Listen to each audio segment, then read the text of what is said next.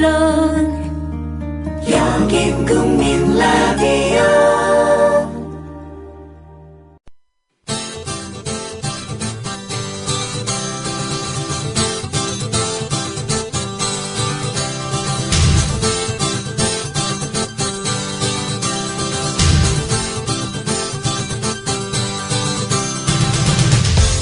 투박하지만 정직하다. 비평을 비평하는 남자 서영석. 그가 바라본 세상. 사설과 칼럼을 통해 오늘을 짚어본다. 서영석의 라디오 비평. 안녕하십니까, 서영석입니다.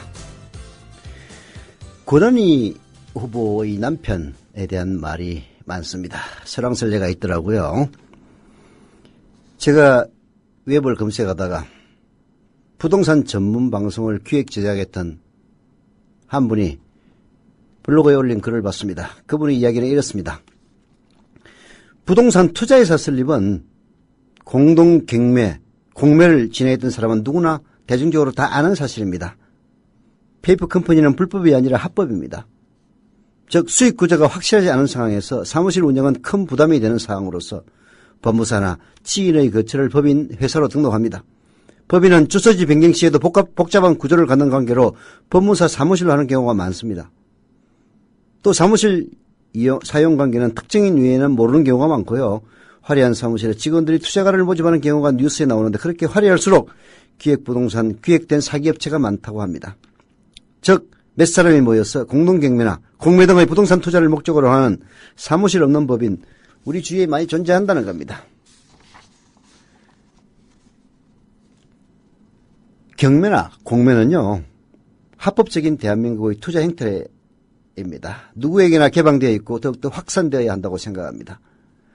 권은희 후보의 남편분 경우에는 제가 개인적으로 봤을 때 가장 기본적 구조를 가지고 투자한 행태로 평가됩니다. 많은 분들이 생각하시듯 고정관념, 즉 부동산은 투기다라는 의식이 맞물리며 뉴스타파의 보도에 흥분하지 않았나 싶은데요. 또한 부동산 투자 회사 운영의 방법, 수익 등은 아내가 세세하게 알 수가 없습니다. 가게에서 물건을 팔아 몇 프로 남기는 장사와 차이가 있기 때문입니다. 권은희 후보의 도덕성은 제가 봤을 때 큰 문제가 되지 않습니다. 저라도 재산신고는 그렇게밖에 할 수 없었을 테니까요. 그러면서 방송을 만들고 편집을 하면서 가끔 느끼는 것이지만 어디에 주안점을 두고 제작을 하느냐에 따라서 방송의 의도가 전달되는 것에 큰 차이점을 느낀다고 이분은 썼습니다. 뉴스타파 많이 응원하지만 이번 방송에서는 약간의 의구심이 들었답니다. 앵글의 위치라든지 페이퍼 컴퍼니를 유령회사로 둔갑시키는 등등은 조금 아쉬움이 남았다고 합니다. 부동산 중개사분들이 아니라 부동산 투자회사를 설립했던 분들의 조언과 그리고 등기부 등본의 대출금 또 무엇보다도 권은희 후보가 아니라 남편 당사자와의 인터뷰로 화면을 채웠으면 어땠을까 하는 아쉬움이 남는 방송이었다라고 얘기를 하고 있습니다. 오늘 국민일보는 이런 기사를 썼더라고요. 경매를 통해서 저가의 부동산을 낙찰을 받고 은행 대출과 임대 수익으로 부동산 소유를 늘려가는 방식은 전문적인 부동산 투기라는 지적을 받고 있다라고요. 이거 말 됩니까? 경매를 통해서 저가의 부동산 낙찰을 받아서 은행 대출과 임대 수익으로 부동산을 늘려가는 게 니들이 하면 재산 정식이고 그는 이 남편이 하면 투기인 거냐? 이 과정에서 위장전혀를 했다면 혹은 탈세라도 했다면 그런 문제가 되죠. 물어 뜯으려면 그런 걸 찾아내야지. 그렇지 않습니까? 박근혜든 권은희든 잘한 건 잘한 거고 못한 건 못하는 겁니다. 권은희 씨가 정의로운 행동을 했다고 해서 특별한 대접을 받아야 할 이유는 없습니다. 그러나 돌아가는 꼴상을 보니까 권은희에게는 별로 문제가 없는 것도 국민 정서에 맞지 않을 수도 있다라는 식으로 뭔가 범죄의 냄새를 씌우려 안달이고 박근혜나 그 똘마니들에게는 어마어마한 문제인 것도 뭐 그 정도 가지고 호들갑 떠느냐 라는 식입니다. 제가 싫은 건 바로 그겁니다. 라디오 비평 시작합니다. 함께하고 계신 방송은 정치평론가 서영석 미디어 협동조합 이사장이 진행하는 라디오 비평입니다. 지상철 조합원 신청 광고입니다. 강화대교 앞에서 개념 부부가 만드는 개념 곰탕 연지연 곰탕. 연지연이란 가마솥의 장작불로 온종일 구워내는 곰탕을 서로 나누어 이어지는 인연이란 뜻입니다. 연지연 곰탕이 민주주의를 열망하는 조합원 여러분과 국민의 건강을 책임지겠습니다. 곰탕 포장 판매는 한 팩 800g에 7,000원이며 7팩 이상은 무료 배송으로 드립니다. 연지연 곰탕은 강화대교 입구에 위치해 있습니다. 단체 주문 예약 및 포장 주문 전화번호는 010-7252-1114, 010-7252-1114, 031-989-9968. 조합원 단체 예약은 10% 할인해드립니다.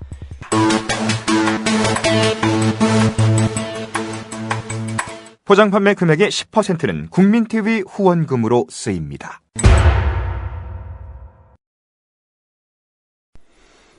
네. 730 재보궐선거를 앞두고 있습니다. 참 안타까운 거는요, 이 정권이 정말 잘못하고 있는 일들이 많고, 그리고 그로 인해서 많은 공분이 일어나고 있는 것도 사실이고, 그리고 박근혜 대통령이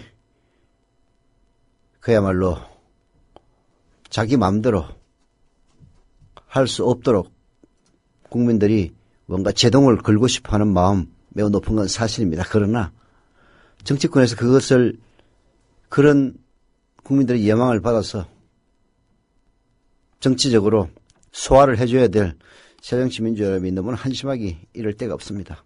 그래서 사실 세월호 참사 이후 새누리당이 참패하는 분위기에서 시작됐던 730 재보궐선거 국면은 안철수 공동대표가 5석이라도 건지면 잘한 것이 아니냐라는 그야말로 망발도 수준이 확 떨어지는 망발을 하기에 이르렀고, 실제로 동작을 같은 경우에는 나경원이 1위를 차지하고 있는 이런 어처구니 현실을 맞고 있습니다.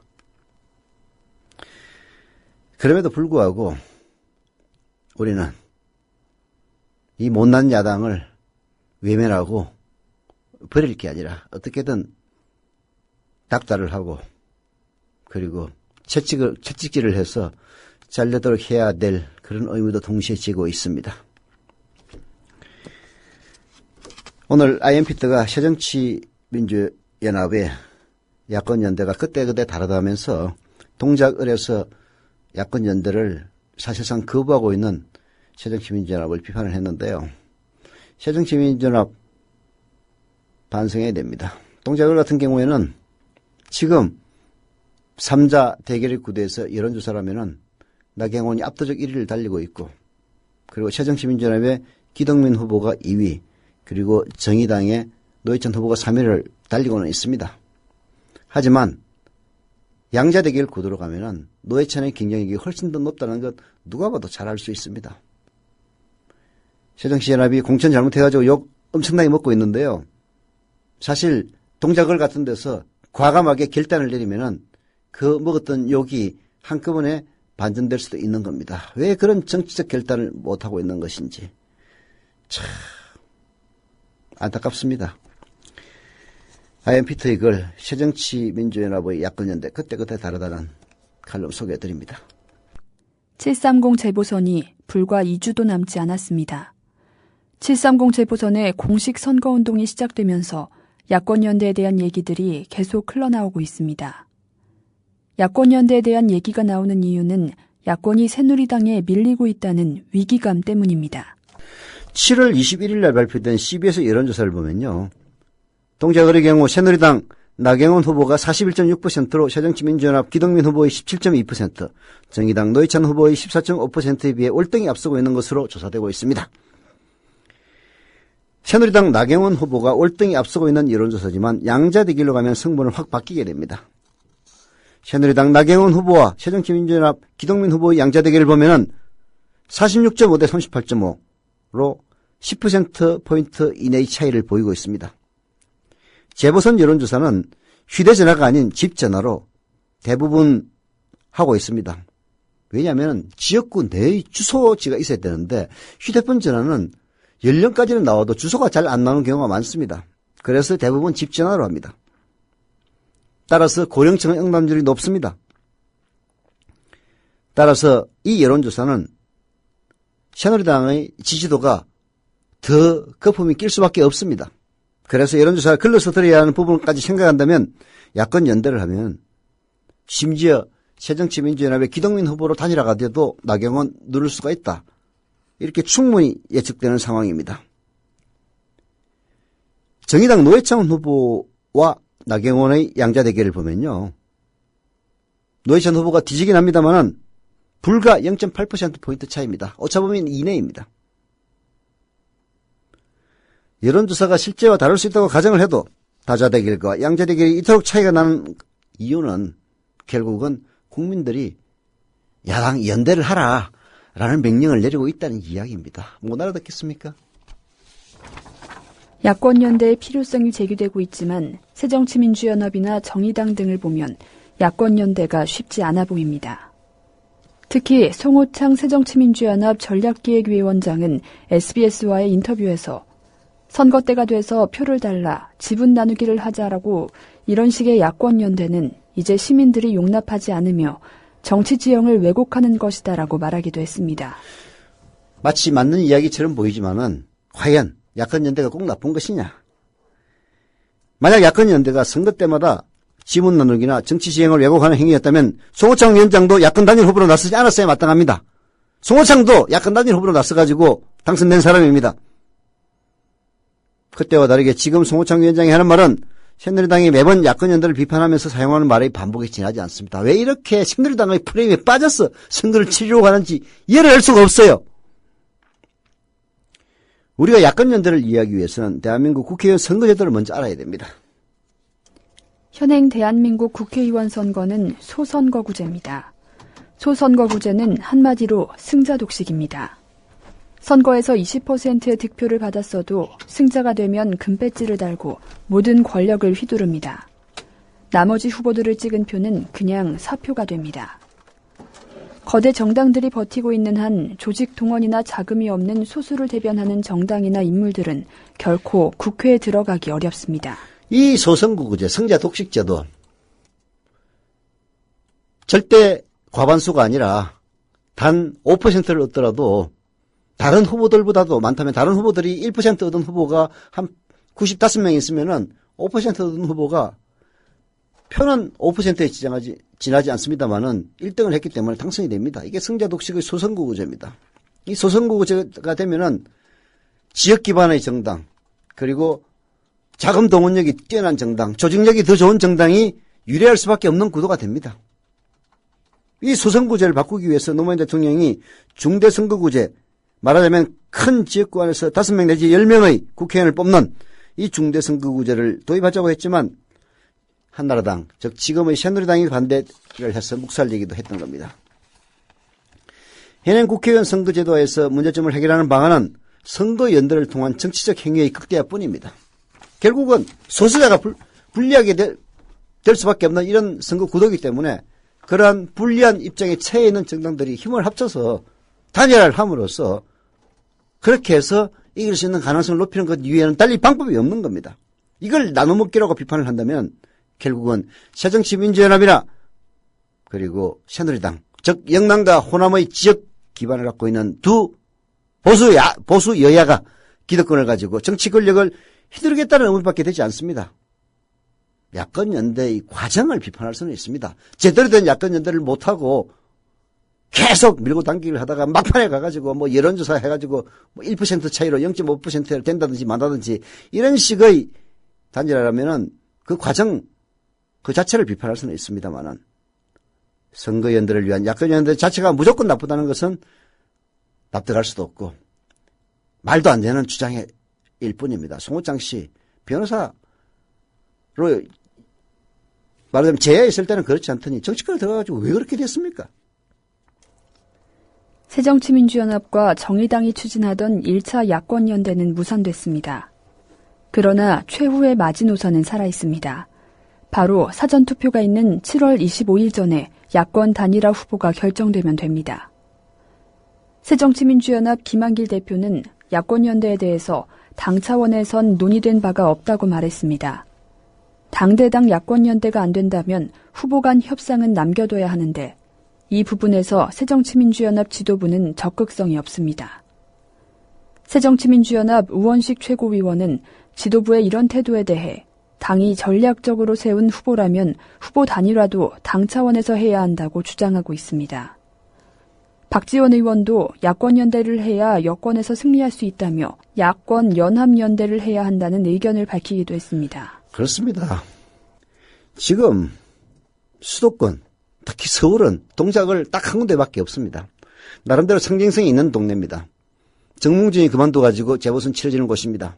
여기에 나경원이가 컴백을 한다면은 결국은 이명박근혜 정권의 정당성을 추인해주는, 뭐 이거 이겼다고 해서 추인해주지 않겠지만은 추인해줬다라고 자기들이 주장한다고 해서 그걸 말릴 수는 없는 겁니다. 그런 상징성이 있다면은 야권이 이길 수 있는 방법을 모색하는 게 맞습니다. 야권 연대가 뭐가 나쁩니까? 야합이나 담합을 한다면 문제가 되지만은 정책적으로 서로 유사한 정당끼리 힘을 합쳐서 거대 정당에게 대항하는 것은 너무나 당연한 겁니다.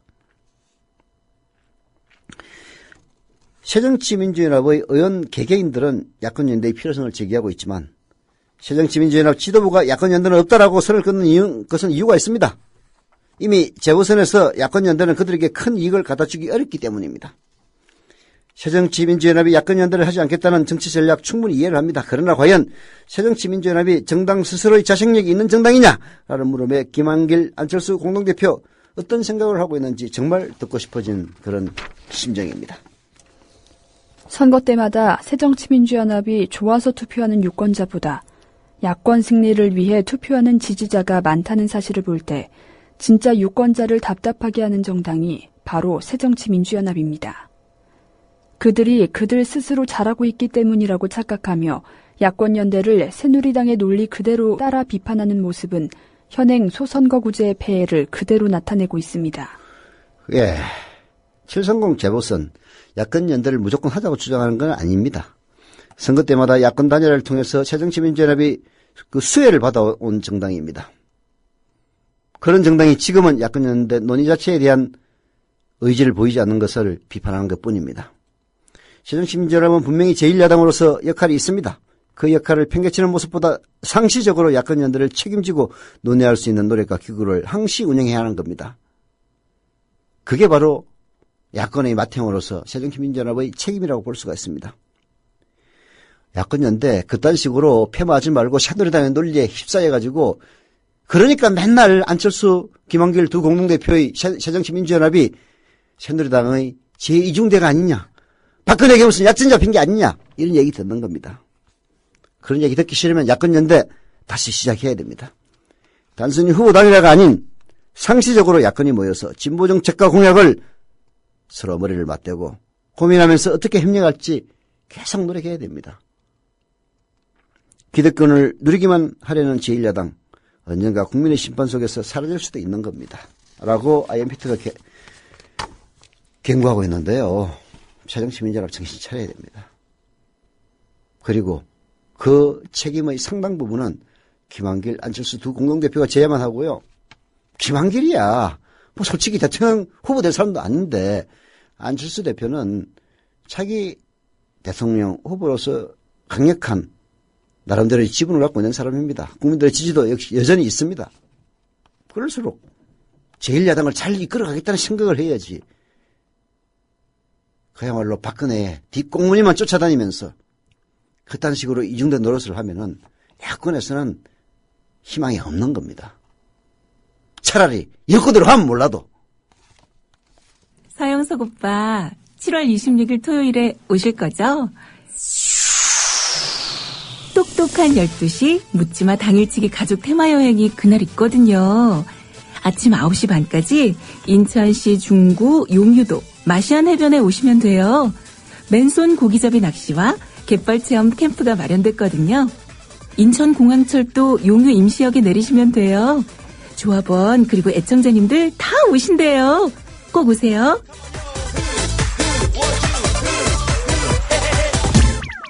서영석 오빠 꼭 올 거죠?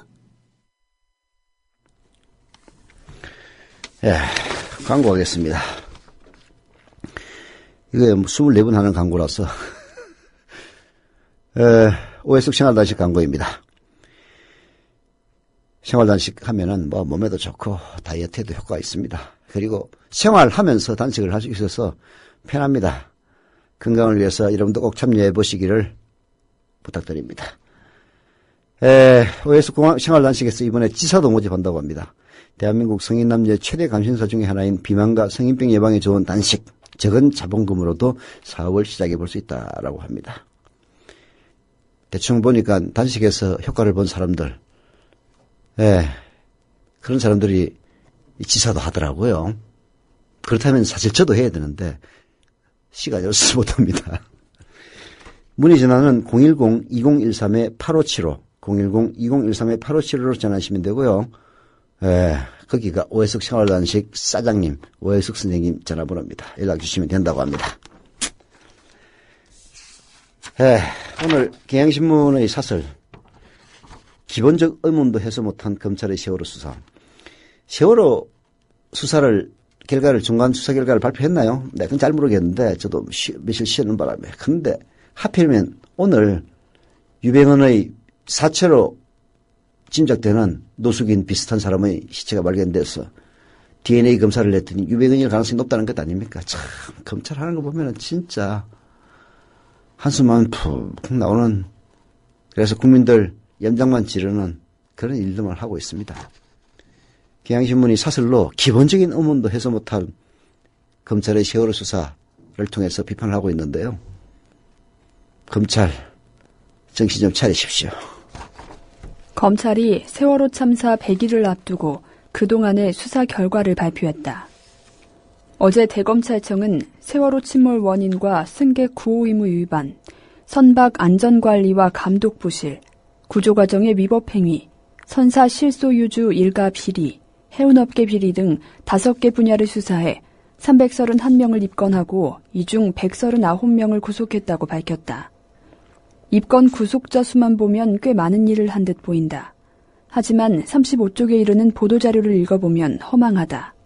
새로 드러난 사실이 전혀 없기 때문이다. 지난 90여일간 검찰이 보여준 것은 총체적 무능과 무기력이었다. 그러니까 말입니다. 검찰이 도대체 할 줄 아는 게 뭔지를 모르겠어요. 검찰 수사의 최대 문제는 기본적 의문을 해소하는 데조차 실패했다는 그런 점입니다.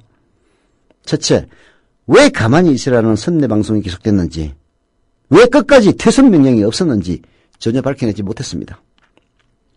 선장을 살인죄로 기소하는 등 선박직 직원 15명 전원을 재판에 넘긴 것으로 자유할 일이 아닙니다. 두 번째 의문, 왜 해양경찰청이 사고 직후 곧바로 선내에 진입하지 않았는지 규명하지 못했습니다. 구조지연을 생중계로 지켜본 온 국민이 분노하는 사안인데도 3개월이 넘도록 수사 성과가 없는 것은 정말로 납득하기 어렵습니다. 정말 누구 말대로 무슨 잠수함 충돌 때문에 그런 일이 벌어진 겁니까? 제대로 못하니까 그런 엄보설이 나오는 것 아닙니까?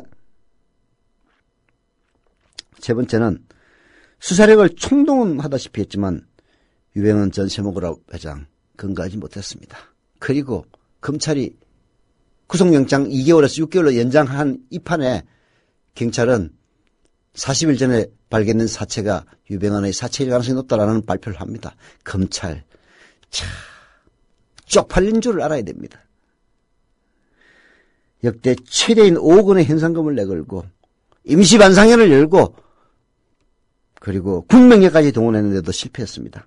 그리고 이제 와서 구속영장을 재발부받았다면서 반드시 근거할 것을 약속한다니 정말 후한무치합니다. 그런데 반드시 근거할 것을 약속한 그 다음 날 사체가로 추정되는 그런 게 발견된다는 게 참 검찰 정말 얼굴 두껍기가 이루 말할 수가 없습니다. 참담한 검찰의 현주소는 어디서 비롯됐는가? 수사의 원칙을 망각한 채 윗분 심기만 살핀 데서 온 결과로 봐야 한다. 참사에 책임 있는 이들을 처벌하려면 진상부터 밝혀내는 게 순서다. 검찰은 그러나 진상규명도 끝나기 전에 선장에게 적용할 법조문을 검토하느라 바빴다. 박근혜 대통령이 선장의 행태를 두고 살인과도 같은 행위라고 비판하자 이 가이드라인을 따르는데 급급했던 것이다. 유병헌 수사 또한 마찬가지다. 대통령이 유 전 회장 체포를 체근하자 동네방네 다 알리듯 압수수색을 TV로 생중계하는 쇼를 벌였다. 수사에 성과가 있을 리 만무하다. 세월호 참사 유족들은 아직도 사랑하는 가족이 왜 어떻게 죽었는지조차 알지 못해 괴로워하고 있습니다. 수사기관이 이들의 고통을 들어주지는 못할 망정 더 보태서는 안 됩니다. 검찰은 세월호 조사위원회에 수사권과 기소권을 부여한다는 주장이 힘을 얻어가는 까닭을 니들 스스로 가슴에 손을 얹고 생각 좀 해보라, 이런 이야기입니다. 경향신문의 사설은 그렇게 노골적으로 쓰지는 못했습니다만은 바로 그 얘기입니다. 왜 세월호 조사위원회에 수사권과 기소권을 부여한다는 주장이 힘을 얻고 있겠습니까? 참 할 말이 없습니다. 구속영장을 6개월 연장한다고 그렇게 동네방네 떠들어놨는데 죽었대요. 그것도 40일 전에. 도대체 뭐라 얘기를 해야 될지 모르겠습니다.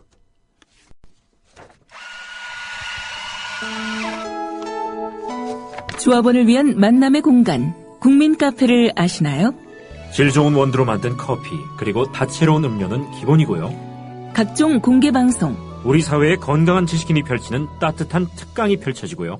그러나 저 목사님이 신도들 많고 믿으십시오 할 때라든가 정부의 논법은 믿음의 문제가 아니고 특히 이 안보는 하나의 수리이자 학이다.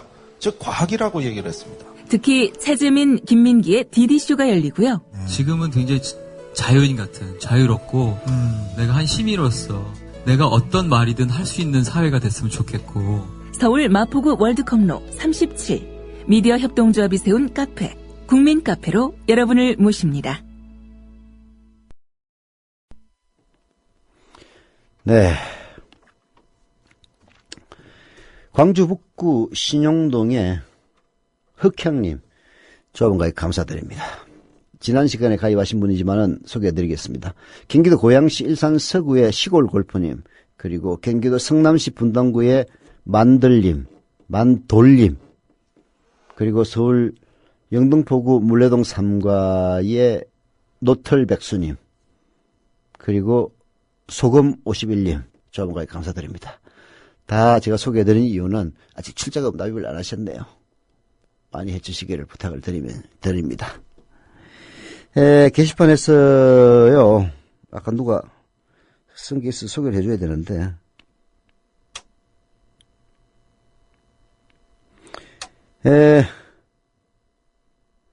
안 나오네요. 너무 많이 넘어가가지고. 맞아, 문강님 출자하셨다고 해서 감사드립니다. 예, 출자 많이. 정자. 예, 저도 헷갈립니다. 자, 한겨레신문도 사설로 새누리당의 얼토당토하는 특별법 왜곡에 대해서 비판을 했는데요. 진짜 검찰도 그렇고요, 새누리당도 그렇고, 청와대도 그렇고, 세월호의 진실을 파헤치고 싶은 의욕이 없는 것 같아요. 뭔가 좀 묻어버리고 싶은 그런 우리가 모르는 진실이 있는 게 아니냐, 이런 느낌마저 듭니다. 한겨레신문의 사설, 새누리당의 얼토당토하는 특별법 왜곡 들어보시죠. 여야가 21일부터 한 달 일정으로 7월 임시국회를 열고 세월호 특별법 논의를 다시 시작했다. 하지만 특별법에 따라 구성될 진상조사위원회에 수사권을 부여하는 문제를 놓고 여야의 의견 차이가 워낙 커서 진로는 여전히 불투명하다. 특히 새누리당의 최근 태도를 보면 과연 특별법을 만들 의지가 있는지조차 의심스러울 정도다. 특별법 내용을 악의적으로 왜곡하고 얼토당토하는 논리로 특별법을 폄하하는 움직임마저 공공연히 보이고 있다. 왜 그렇겠습니까? 세월호 참사로 국민 여론이 나빠져서 730 재보궐선거에서 완전히 참패할 위기에 몰리니까 뭘 바꾸겠느니, 새누리당을 또다시 또 혁신한다느니 온갖 시절을 다 하다가 새정치민주연합이 아주 개판을 쳐가지고, 아니, 세월호 참사에 대한 박근혜 정권에 대한 국민들의 비판은 여전한데 선거에서는 새누리당이 유리해지는 이런 어처구니없는 결과가 나오니까 결국은 세월호 참사에 대해서 이렇게 어깃장 놓는 것 아닙니까? 새누리당이 무서워하는 거는요, 오로지 선거밖에 없습니다.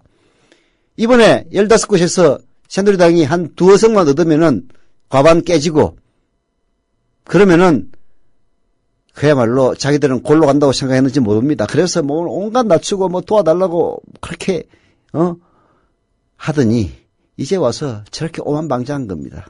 참. 심재철 새누리당 의원 이런 얘기를 했죠. 안전사고로 죽은 사망자들을 국가유공자들보다 몇 배 더 좋은 대우를 해달라는 것이 특별법의 주장이라고 이런 식으로 왜곡을 했습니다. 이런 글을 카카오통을 통해서 유포한 것, 그게 바로 새누리당의 오만방자한 그 극명한 이해입니다. 심재철 의원은 내가 작성한 글이 아니다라고 해명했지만 그 글이 심의원의 본심이라는 건 누가 봐도 분명합니다.